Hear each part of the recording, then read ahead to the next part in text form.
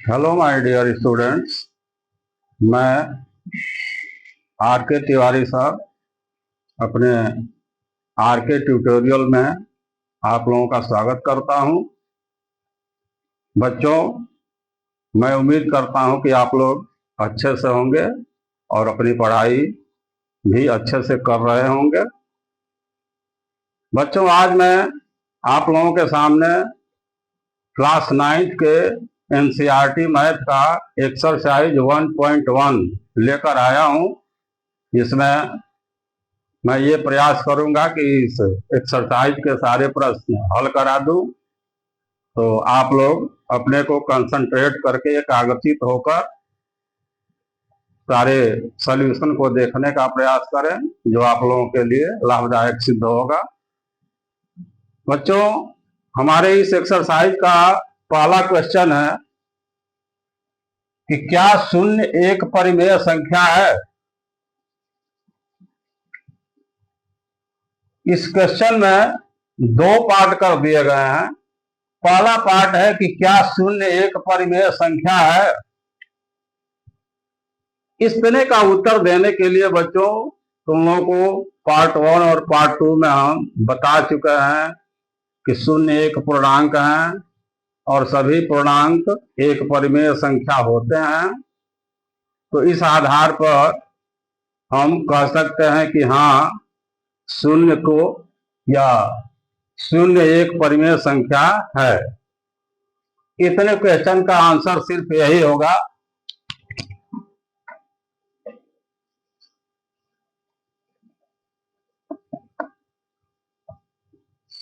कि हाँ,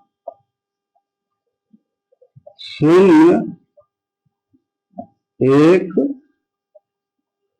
परिमेय संख्या है।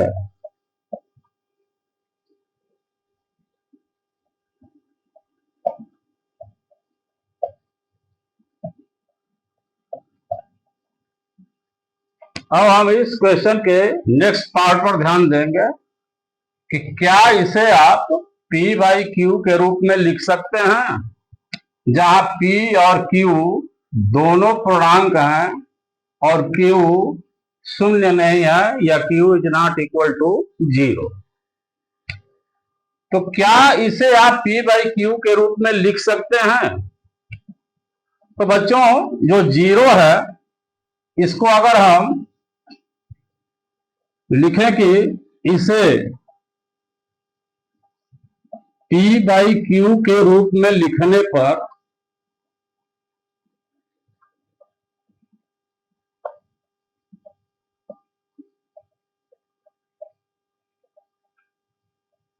P बाई Q के रूप में लिखने पर हम क्या पाएंगे, 0/1।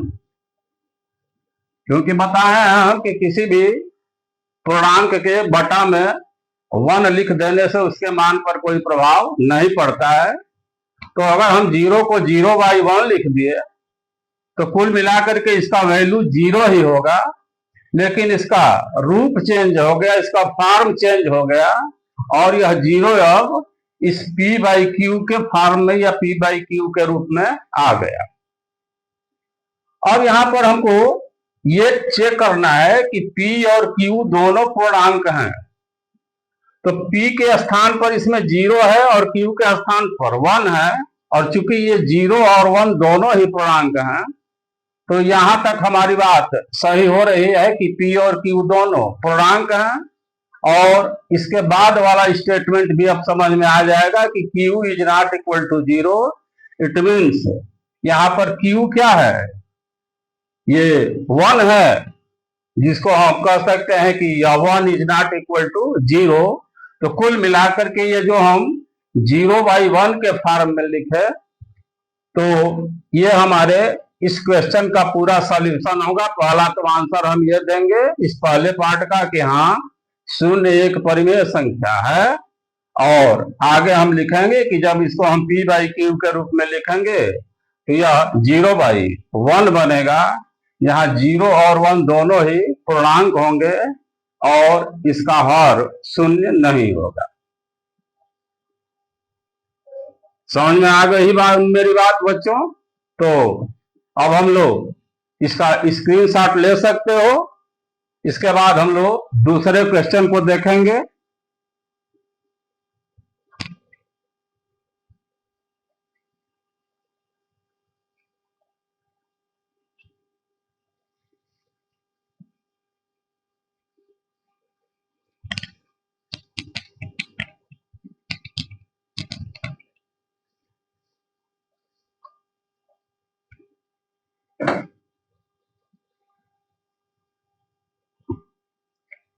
हमारा सेकंड क्वेश्चन है 3 व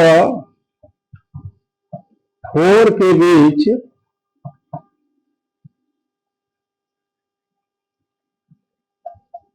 6 परिमेय संख्याएं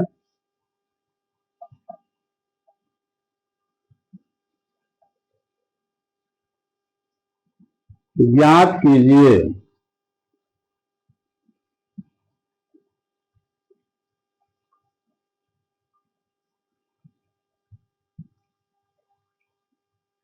इस क्वेश्चन को भी बच्चों मैं पिछले पार्ट में एग्जाम्पल के तौर पे सॉल्व करा चुका हूं। ये 1 और 2 के बीच में हम कुछ परिमेय संख्याएं दो तरह से अप्रोच किए थे, याद होगा आप लोगों को। तो हम लोग इसको दो तरह से नहीं बल्कि एक जो उसमें हमें अच्छा लग रहा है, जो इजी भी पड़ रहा है, उसी मेथड से इसको हल करने का प्रयास करें। जिसमें हम ये बताए थे कि स्टेप फर्स्ट में हम इन दोनों संख्याओं को ये 3/1 व 4/1 यानी दोनों संख्याओं को हम p/q के फॉर्म में लिख लिए। सेकंड स्टेप हम ये समझाए थे कि ऐसा दोनों को p/q के फॉर्म में लिखने के बाद हमको इनके बीच की जितनी भी संख्याएं ज्ञात करनी है उसमें हम +1 कर लेंगे। तो चूंकि यहां पर 6 संख्याएं ज्ञात करनी है तो हम 6 में 1 प्लस करेंगे तो हमको 7 मिलेगा। अब उस 7 से इसके न्यूमरेटर और डिनोमिनेटर, इसके न्यूमरेटर और डिनोमिनेटर यानी दोनों संख्याओं के अंश और हर दोनों में ही हम 6 से गुणा करके लिखेंगे। तो यहां अंश और हर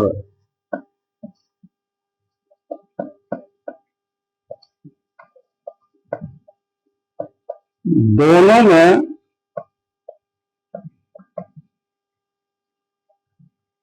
6 है तो 6 + 1 7 हो जाएगा बच्चों। जब 6 पर भी संख्याएं ज्ञात करनी है तो हम उसमें +1 करेंगे तो 7 होगा। तो 7 से गुणा करने पर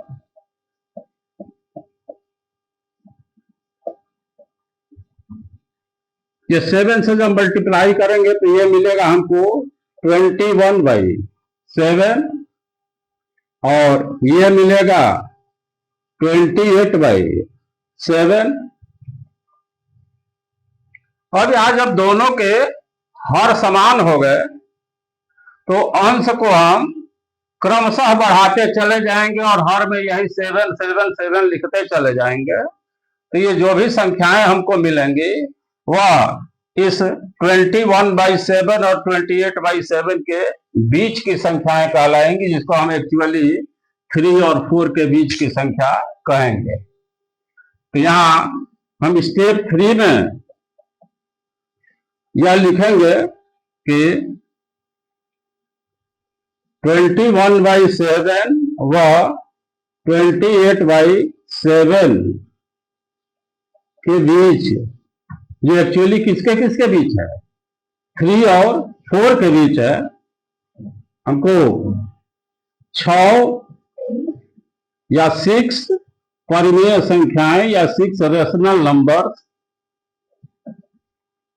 लिख लेंगे। यहाँ पहले तो इसी को लिखो 21/7 के बाद 22/7,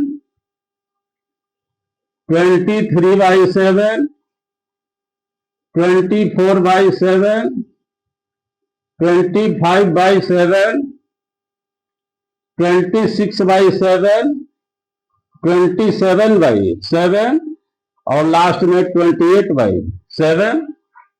अब ये पहला वाला नंबर हमको गिवन नंबर है, दी गई संख्या है, जो एक्चुअल में 21/7 का मतलब 3 है, और ये जो लास्ट वाला है 28/7 इसका मतलब किया 4 है, और इसके बीच में 1 2 3 4 5 6 परिमेय संख्याएं मिल गई। इस तरह से ये प्रश्न सॉल्व हुआ। मैं उम्मीद करता हूं कि ये सॉल्यूशन भी समझ में आया होगा। इसका जल्दी से स्क्रीनशॉट ले लें आप लोग। इसके बाद हम नेक्स्ट क्वेश्चन को देखें।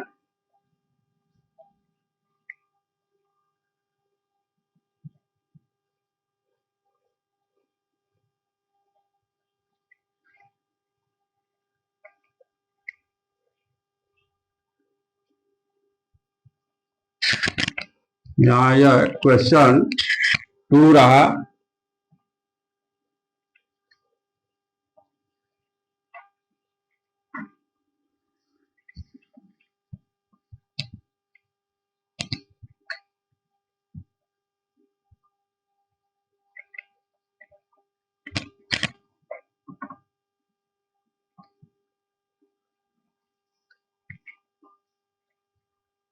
क्वेश्चन 3 है, जो बिल्कुल इसी टाइप का मिलता जुलता क्वेश्चन है। 3/5 और 4/5 के बीच 5 परिमेय संख्याएं ज्ञात कीजिए। 3/5 व 4/5 के बीच 5 परिमेय संख्याएं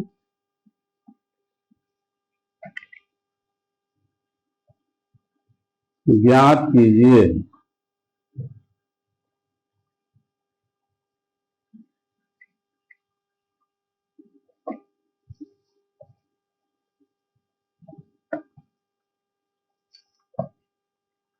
पिछले क्वेश्चन की तरह यहां इन दोनों के बीच में जो यहां हमारा स्टेप फर्स्ट होगा, इसमें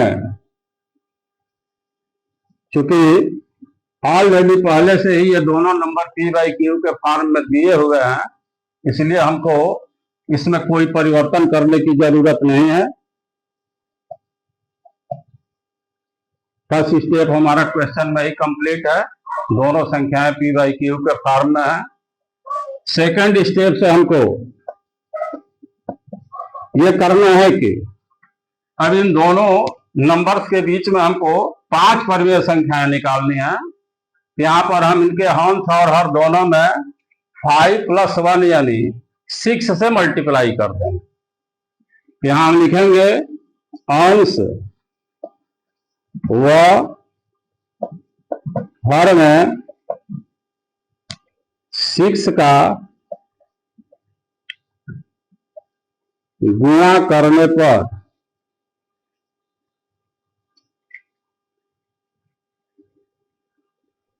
यहाँ 6 से गुणा होगा तो यह 18/30 व यहाँ 6 से होगा तो 24/30। फिर वही पुराने प्रोसेस से अब हम दोनों का जो डिनोमिनेटर है वो 30 है। यहाँ 18 से आगे हम 1 प्लस करके प्रोसीड करेंगे अपने प्रोसेस को। तो यहाँ हमको मिलेगा स्टेप थर्ड में 18/30 व 24/30 के बीच 5 परिमेय संख्याएं।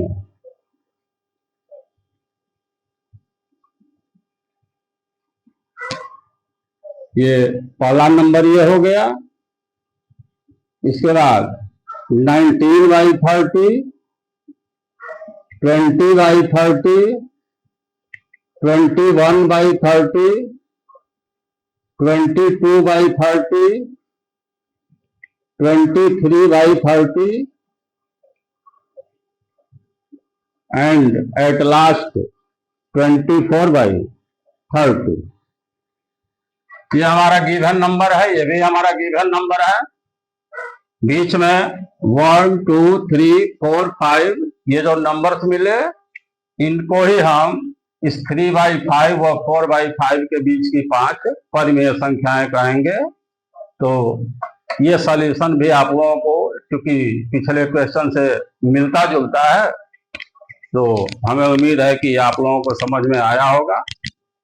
जल्दी से स्क्रीनशॉट ले लें।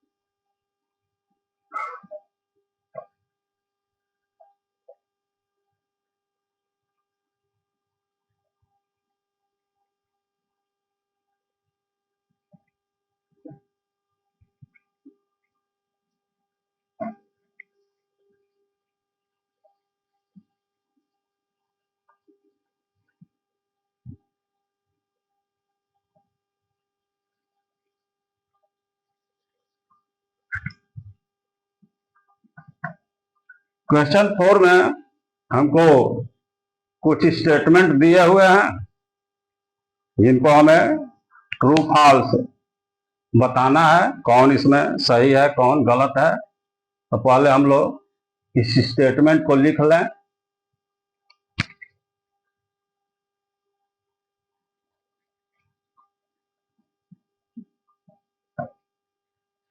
फर्स्ट है कि प्रत्येक प्राकृत संख्या एक पूर्ण संख्या होती है।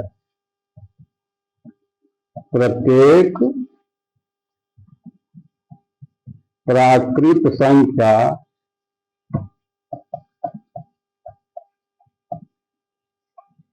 एक पूर्ण संख्या होती है।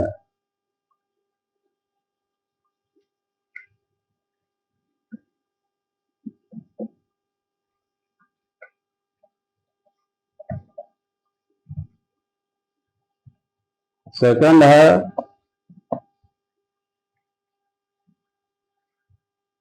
प्रत्येक पूर्णांक एक पूर्ण संख्या होती है। प्रत्येक पूर्णांक एक पूर्ण संख्या होता है, होना चाहिए। और थर्ड है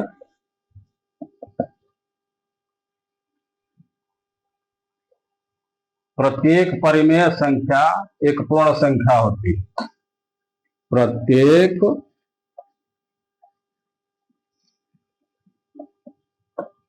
परिमेय संख्या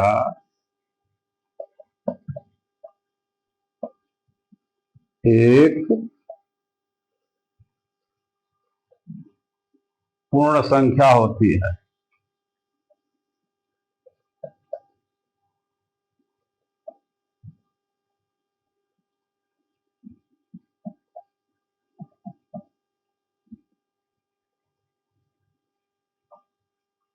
इसको हमें कौन सा कथन सही है कौन सा कथन गलत है ये भी बताना है, और साथ में इसको जस्टिफाई भी करना है, यानी इसको अपने तर्क के द्वारा ये बताना है कि जो दिए हुए कथन को हम सत्य कह रहे हैं तो क्यों कह रहे हैं, या अगर असत्य कह रहे हैं तो क्यों कह रहे हैं, यानी कारण सहित इन प्रश्नों को हमें सत्य या असत्य बताना है। तो देखा जाए पहले को, प्रत्येक प्राकृत संख्या एक पूर्ण संख्या होती है। प्राकृत संख्या के बारे में हम बता चुके हैं बच्चों कि प्राकृत संख्याएं संख्या रेखा पर, नंबर लाइन पर 1 से स्टार्ट होती हैं और 1 2 3 4 5 6 7 8 9 10 अप टू सो ऑन आगे तक चलती रहती हैं, जिनको हम नेचुरल नंबर या प्राकृतिक संख्या कहते हैं। तो यहाँ प्राकृतिक संख्या है या प्राकृत संख्या है, इसको कहा जा रहा है कि एक पूर्ण संख्या होती है। तो प्राकृत संख्या समझाने के बाद ही हम पूर्ण संख्या को भी डिफाइन किए थे कि जब इन्हीं प्राकृत संख्याओं के समूह में हम जीरो को भी ऐड कर लेते हैं तो जो हमको संख्याओं का एक नया ग्रुप मिलता है, जिसमें सारी प्राकृतिक संख्याएं भी होती हैं और साथ साथ उसमें जीरो भी होता है। तो इस ग्रुप का नाम, इस समूह का नाम हम पूर्ण संख्या या होल नंबर रखते हैं। तो इसमें प्रत्येक प्राकृत संख्या पूर्ण संख्या है कि नहीं? पूर्ण संख्या में सारी प्राकृतिक संख्याएं आती हैं और अधिक में क्या आ जाता है जो प्राकृतिक संख्या नहीं होता है? जीरो आ जाता है। तो सारी प्राकृतिक संख्याओं में अगर हम जीरो को ऐड कर लेते हैं तो इसी समूह को, इसी ग्रुप को तो हम पूर्ण संख्या कहते हैं। तो क्या इस पूर्ण संख्या नामक समूह में हमारी सारी प्राकृतिक संख्याएं आ रही हैं कि नहीं आ रही हैं? निसंदेह ऑफ कोर्स हमारे सारे नेचुरल नंबर्स इस पूर्ण संख्या वाले समूह में मिल रहे हैं। अतः हम कहेंगे कि यह कथन सत्य है।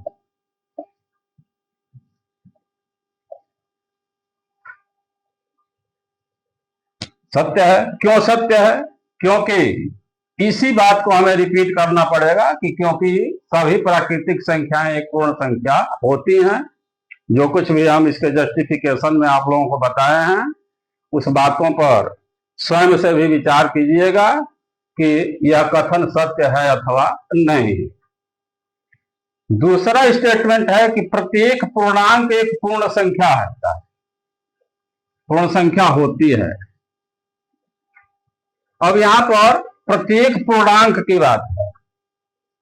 अब जिस समय हम पूर्णांक को समझाए थे तो पूर्णांक में एक संख्या रेखा पर जीरो से दाहिनी तरफ जितनी भी प्राकृतिक संख्याएं होती हैं वो भी रहती हैं, जीरो भी रहता है, और जीरो के बाईं तरफ जितने ऋणात्मक पूर्णांक होते हैं वो भी रहते हैं। तो सभी धनात्मक पूर्णांक, सभी ऋणात्मक पूर्णांक और उसमें जीरो को भी सम्मिलित करते हुए संख्याओं का जो एक समूह हमको प्राप्त होता है उसको हम पूर्णांक कहते हैं। अब यहां प्रश्न ये है कि क्या प्रत्येक पूर्णांक एक पूर्ण संख्या है? तो पूर्णांक में तो ऋणात्मक पूर्णांक भी आएंगे। शून्य तो आएगा तो ठीक है कि वह शून्य एक पूर्ण संख्या है। शून्य के अतिरिक्त प्राकृतिक संख्याएं भी उसमें आएंगी जिनको भी हम कह सकते हैं कि पूर्ण संख्या है। लेकिन क्या इस पूर्णांक के अंतर्गत जो ऋणात्मक पूर्णांक आएंगे उनको भी हम पूर्ण संख्या कह सकते हैं? नहीं कह सकते। जीरो को तो पूर्ण संख्या कह सकते हैं, प्राकृतिक संख्याओं को पूर्ण संख्या कह सकते हैं, लेकिन पूर्णांक के अंतर्गत जो ऋणात्मक संख्याएं आती हैं, जो ऋणात्मक पूर्णांक आते हैं उनको हम पूर्ण संख्या नहीं कहते। अतः यह स्टेटमेंट क्या है? असत्य है।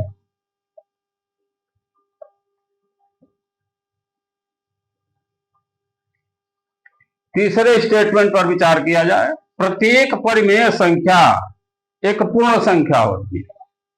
बार बार पूर्ण संख्या का रिपीटिशन हो रहा है तो अब हमारे बच्चों को ये बात समझ में आ गई होगी कि पूर्ण संख्या का मतलब कि जीरो और जीरो के साथ सारी प्राकृतिक संख्याएं इतने ही मिल करके पूर्ण संख्या का समूह बनाती हैं। इसमें कहा जा रहा है कि प्रत्येक परिमेय संख्या, हम जानते हैं कि जब परिमेय संख्या की बात आ जाएगी तो उसमें वो सारी संख्याएं आ जाएंगी जिनको हम P बाई Q के रूप में लिख सकें, जहां P और Q दोनों पूर्णांक हो तथा Q शून्य न हो। तो इसमें तो 1/2, 2/3, 3/5, 7/8 इस प्रकार की भी संख्याएं आ जाएंगी। और इस प्रकार की संख्याएं जब इसमें सम्मिलित हो जाएंगी परिमेय संख्या में, तो क्या इस तरह की संख्याओं को भी हम पूर्ण संख्या कह सकते हैं? नहीं कह सकते, क्योंकि पूर्ण संख्या में केवल शून्य आएगा और सभी प्राकृतिक संख्याएं आएंगी। अतः यह स्टेटमेंट भी क्या है? असत्य है।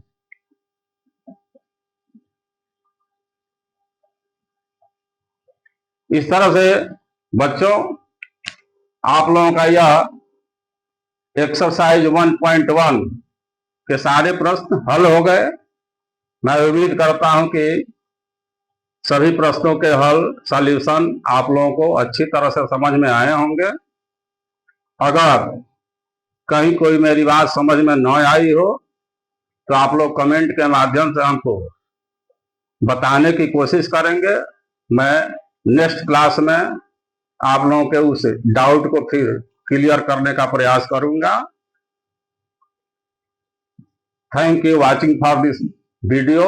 बाय।